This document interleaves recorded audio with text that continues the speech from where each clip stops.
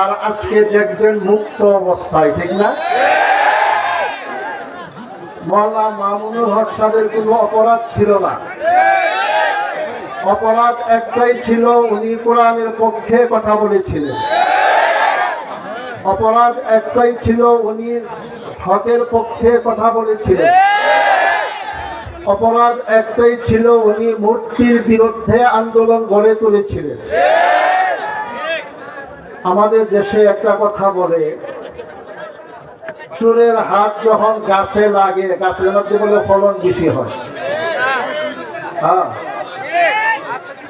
কিন্তু আমাদের আলেম ওলামাদের গায়ে যখন আলেম ওলামারা যখন সরকার কর্তৃক নির্যাতিত হয়, তার মর্যাদা এবং তার গুণ মর্যাদা এবং তার দাম লক্ষ গুণ বেড়ে যায়।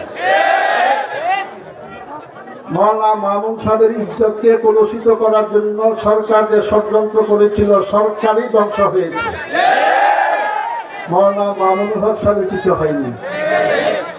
আলহামদুলিল্লাহ, আমাদের অত্যন্ত প্রত্যন্ত গ্রামাঞ্চল একটা শব্দ যাতে না হয়, একটা আওয়াজ যাতে না হয়, চোখ খামোশ। মাওলানা মামুনুল হক সাহেবের আগমন আজকে আমাদের এই দুর্গম চরাঞ্চলে হয়েছে একমাত্র মাদ্রাসার বরকতে। যদি আলীনগর মাদ্রাসা আজকে এখানে প্রতিষ্ঠিত না হতো, মাওলানা মামুনুল হক সাহেবের মতো ব্যক্তিকে আমরা এখানে আনা মুঠি সম্ভব হতো না।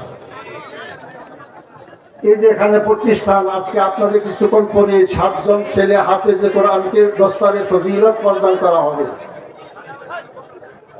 আমি ছোটবেলা যখন ঢাকাতে পড়াশোনা করতাম, রাত্রিবেলা যখন এই দিকটা বাড়িতে যাইতাম, তখন এটা ছিল সবথেকে ভয়ঙ্কর জায়গা। দাঁড়ায় থাকতাম, যদি কোনো মানুষ পাইতাম তো এর সাথে হাইটা যেতাম, মানে একা একা যাওয়ার সাহস পেতাম না। বিশাল কবরস্থান, মানুষ কত বিরাট বড় বড় দীর্ঘ সাপ আছে কবরস্থানের মধ্যে, অনেক কিছু আছে। একমাত্র মাদ্রাসার বরকতে আল্লাহ পাক এলাকাকে উজ্জ্বল করে দিচ্ছে। এখন 24 ঘন্টা মানুষের আনাগোনা থাকে, একমাত্র কিসের কারণে? মাদ্রাসা। এই জন্য আমি আপনাদের কাছে, এলাকা সকলের কাছে, বিশেষ করে আলীনগর বাসীর কাছে আমার সবুজ অনুরোধ থাকবে, আমরা অঞ্চলের মানুষ, আমরা খুব ঝগড়াটে।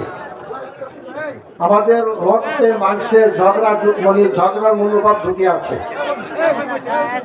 আল্লাহ রাব্বুল আলামিন কবে আমাদেরকে এই অবস্থান থেকে ফিরে আনবেন, এটা আল্লাহ পাকই ভালো জানেন। বাসগাড়ির অবস্থা তো আপনাদের সামনেই আছে, তাই না? কিন্তু আমি আপনাদেরকে বলতে চাই, আপনারা এই অবস্থান থেকে ফিরে আসেন। ফিরে আসার আগ পর্যন্ত আমাদের গোষ্ঠীগত, এলাকাগত, বাড়ি বাড়ি বা পাড়া গন্ডগোল হতে পারে, কিন্তু মাদ্রাসা নিয়ে যাতে আমরা কেহ গন্ডগোলে জড়ায় না করি।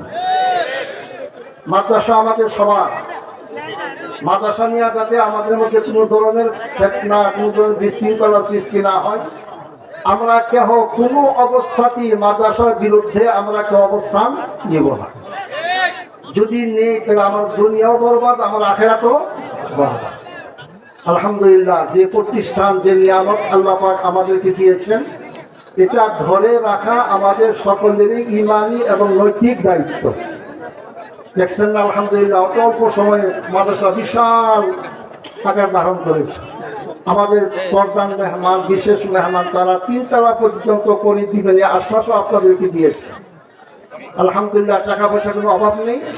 আপনারা সব সময় সুখে দুঃখে সর্ব অবস্থায় আপনারা মাদ্রাসার পাশে থাকবেন, এ আহ্বান আমি সকলের পক্ষ থেকে আমি আপনাদের কাছে রাখছি।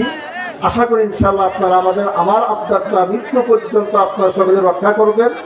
আর যখন দুনিয়া থেকে চলে যাবেন, আপনার ভবিষ্যৎ জেনারেশনকে ওসিয়ত করে যাবেন, যাতে সব সময় মাদ্রাসার পাশে থাকে, মাদ্রাসার বিরুদ্ধে যাতে কোনো অবস্থা থেকে বিরুদ্ধে অবস্থান গ্রহণ না করে। আল্লাহ রাব্বুল আলামিন আমাদের সকলকে এর সাথে সম্পৃক্ত থেকে আল্লাহ এবং আল্লাহ রাসূলের সন্তুষ্টি অর্জন করে আল্লাহ পাক আমাদেরকে দুনিয়া ত্যাগ করার তৌফিক আল্লাহ পাক আমাদেরকে নসিব করুন।